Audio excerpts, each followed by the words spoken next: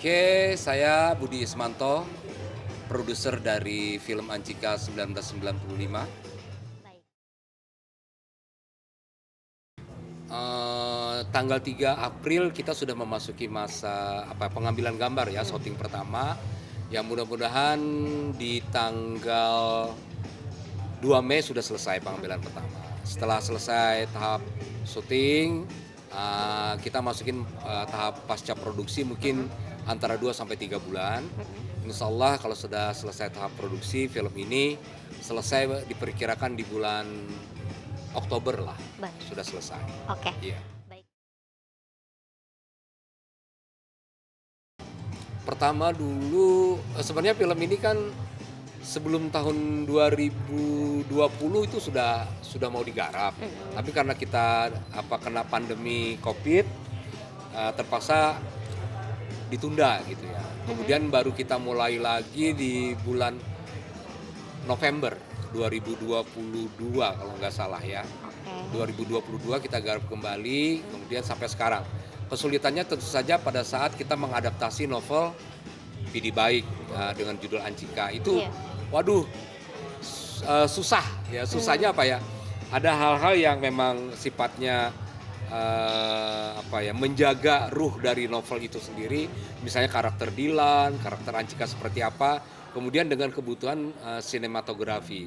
Nah, seringkali terjadi benturan-benturan di sana, tapi melalui perjuangan yang ya cukup panjang, diskusi yang panjang, saling memahami posisi masing-masing, akhirnya kita bisa menghasilkan skenario itu. Di Mhm. skenario yang paling susah juga.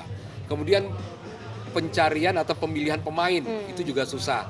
Karena kan di film ini juga kita mau berbeda ya Iya. dari film Dilan yang 3 seri sebelumnya Mhm. dengan yang ini. Nah, mencari pemain pemain ini yang cukup panjang terutama untuk karakter Dilan. Iya. Terus terang bahwa di film ini kita menggunakan pemain yang baru. Pemain yang baru. Karena kita tidak menggunakan lagi tidak dengan Iqbal ya. Mhm.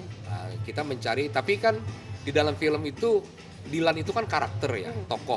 Siapapun bisa memerankannya. Dan Mhm. kami yakin pilihan kami ini setelah berapa orang di casting gitu akhirnya kita Mhm. ketemulah dengan pemain ini dan kami Mhm. optimis bahwa dia bisa memerankan karakter Dilan ini dengan bagus. Dan karakternya juga kan berbeda dengan Dilan 1, 2, 3. Di Dilan ini dia sudah lebih dewasa, Mhm. dia sudah mahasiswa, tidak SMA lagi, tentu saja ada Ada perubahan-perubahan perubahan. karakter itu. Ya Oh, itu. baik. Yang paling menonjol ya udah perubahan karakter Dilan sendiri ya. Mhm. Perubahan karakter Dilan sendiri dari anak SMA kemudian dia menjadi seorang mahasiswa. Mhm. Nah, ternyata si Dilan ini juga memiliki sisi-sisi idealis dia. Ya, dia seorang aktivis. Kemudian di tahun itu di 1995 kan terjadi pergolakan ya. Baik. Mulai adanya pergolakan, bukan pergolakan siapa ya?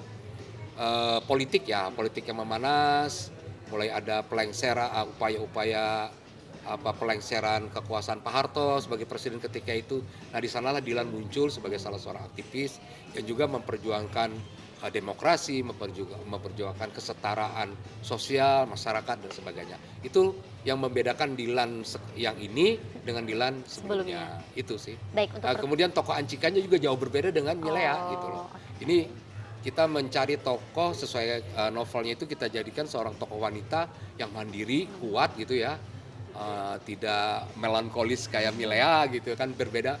Dan Dilan pun harus berjuang berat untuk mendapatkan dia gitu. Iya. Jadi itu yang bedanya. Oke. Yang pasti produksinya harus bagus ya.